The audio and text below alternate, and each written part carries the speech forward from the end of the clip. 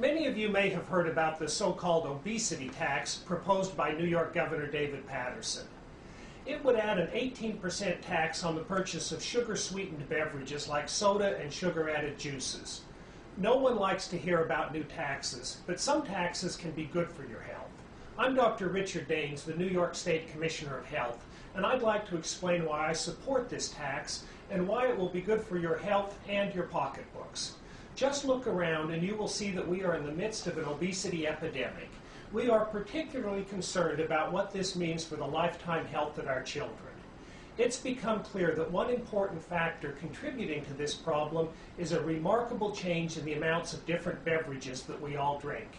Think about it. In 1970, each New Yorker drank the equivalent of about 5 cans of soda a week and drank 10 glasses of milk, along with water and natural fruit juices. Back then, overweight and obesity were not nearly the problem they are now. Today, on average, we each drink the equivalent of 11 cans of soda a week and only 6 8-ounce glasses of milk. Sugar-sweetened beverages are pretty much just liquid sugar. Half of the extra 6 cans of soda per week are sugar-sweetened soda. Drinking 3 extra cans of soda a week means that over the course of a year, we take in about 13 more pounds of straight sugar, which is more than 21,000 calories. When we take in more calories than we need, our bodies convert them to fat. 21,000 extra calories becomes about 6 pounds of fat, and that's just 1 year's worth. Good luck trying to hide this on an adult, let alone a child. This graph shows what's happened to our beverage drinking habits in our bodies over the last 30 or 40 years. In 1970, we each drank about 31 gallons of milk a year and 24 gallons of soda, and only a little more than 4% of children were obese.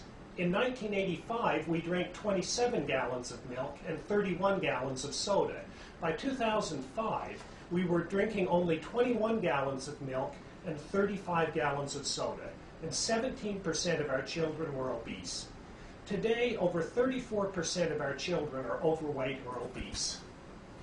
Sure, too much junk food and too little exercise also play roles in the obesity epidemic, but nutritionists and pediatricians tell us that increased intake of sugar-sweetened beverages is the single most important cause of obesity in children.